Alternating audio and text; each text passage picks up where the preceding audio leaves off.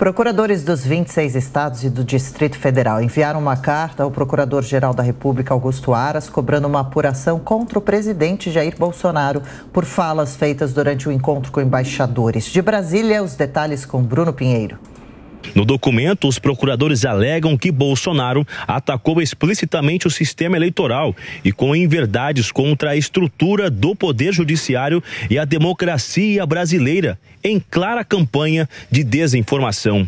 No mesmo documento, 19 alegações de Bolsonaro na reunião com os diplomatas no Palácio da Alvorada foram listadas e desmentidas.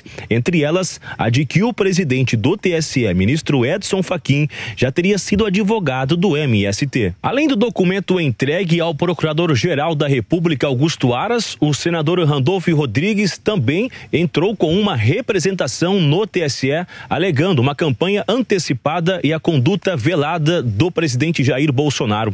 Randolfo aponta que Bolsonaro usou a estrutura do Alvorada a fim de atacar o sistema eleitoral e ainda solicita que seja determinado a exclusão da live que transmitiu o evento na última segunda-feira. Os presidentes do Supremo Tribunal Federal, ministro Luiz Fux, e do Superior Tribunal de Justiça em exercício, ministro Jorge Mussi, eles também manifestaram a confiança no processo eleitoral brasileiro e nas ações desempenhadas pelo Tribunal Superior Eleitoral na condução das eleições. Luiz Fux se reuniu com Edson Fachin através de videoconferência nesta terça-feira. Os dois conversaram sobre as críticas de Bolsonaro ao sistema eleitoral. O presidente do STF reiterou confiança total na rigidez do processo eleitoral e na integridade dos juízes que compõem o TSE. Em nome do STF, o ministro Luiz Fux repudiou que há cerca de 70 dias das eleições haja tentativa de se colocar em xeque, mediante a comunidade internacional, o processo eleitoral e as urnas eletrônicas que têm garantido a democracia brasileira nas últimas décadas.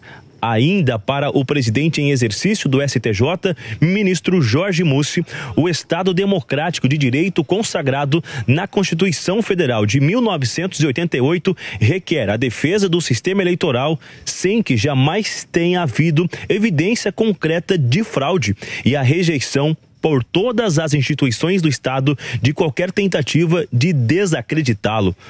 O ministro relembrou que dos 7 integrantes do Tribunal Superior Eleitoral, os 2 são ministros do STJ, um dos quais exerce a função de corregedor-geral eleitoral. Segundo o ministro, os magistrados, junto com os tribunais regionais, ainda desempenham suas funções no sentido de garantir a rigidez das eleições e da democracia. Roberto Mota, Augusto Aras deve abrir essa investigação contra o presidente Jair Bolsonaro? Deveria. Augusto Aras foi indicado à PGR pelo próprio Bolsonaro? Ele é imparcial nas suas decisões? Eu acredito que sim, mas eu não vejo, como eu já disse aqui, eu não vejo nenhum motivo para se abrir nada contra o presidente Bolsonaro. O que o presidente Bolsonaro tem dito ele fez uma afirmação que muitos outros atores políticos faziam até pouco tempo aqui no Brasil.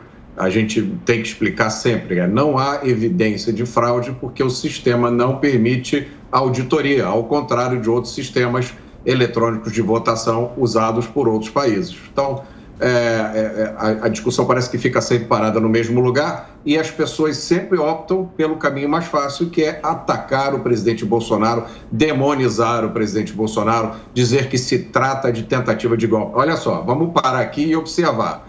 Um pedido de transparência no sistema de votação é classificado de tentativa de golpe. Agora, como é que se classificam inquéritos ilegais, pessoas presas por crime de opinião, pessoas canceladas, até exiladas do país pelas coisas que disseram? Como é que se chama isso? Atos democráticos? Preservação do Estado de Direito? A gente tem que superar um pouco a hipocrisia que está reinando nesse discurso. Amanda, o que a PGR deve fazer ou deveria fazer em relação a isso? A PGR deveria investigar, né, Thiago, porque é muito claro que há um cometimento de crimes em série insistentemente pelo presidente da República, uma tentativa, ou, aliás, ele está conseguindo uma avacalhação geral da República e desativar uma a uma as instituições independentes e democráticas, a começar pela própria Procuradoria-Geral da República e pelo Congresso, que em parte, ou em grande parte, foi cooptado pelo presidente Bolsonaro, inclusive com orçamento secreto. Então, ele tem dois escudos importantes para que as investigações, seja por crime comum ou por crime de responsabilidade, prossigam. Uma é Augusto Aras, na PGR, e outra é Arthur Lira, presidente da Câmara dos Deputados. Aí fica muito difícil. Eu estava conversando com um advogado, especialista em direito eleitoral, hoje cedo, aliás, um dos advogados, um dos mais renomados advogados nessa área.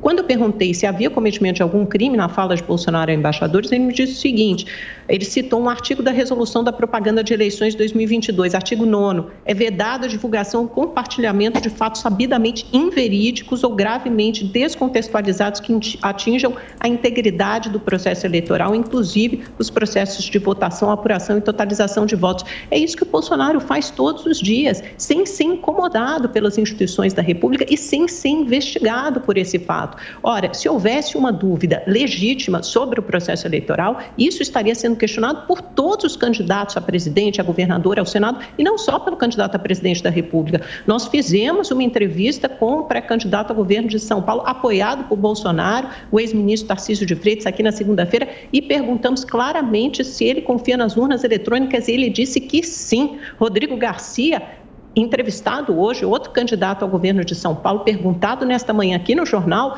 também respondeu a mesma coisa, que ele confia nas urnas eletrônicas e confia no processo eleitoral, e criticou o presidente Bolsonaro pelos ataques. Que processo eleitoral é esse que só levanta dúvida em um candidato que mente, insiste na mentira, porque a mentira, nesse caso, é arma política para ali na frente, logo ali em outubro, caso seja derrotado, questione o resultado.